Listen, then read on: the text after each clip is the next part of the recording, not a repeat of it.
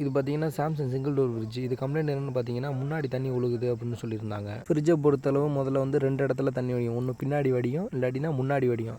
உங்களுக்கு முன்னாடி எங்கே வடியும்னு பார்த்தீங்கன்னா கரெக்டாக பார்த்தீங்கன்னா கீழே அந்த இது காய்கறி ட்ரே இருக்குது பார்த்தீங்களா, இந்த இடத்துல கண்டிப்பாக வந்து தண்ணி வடியும். அதே மாதிரி பின்னாடி கலெக்டிங் ட்ரேலையும் தண்ணி வடியும்.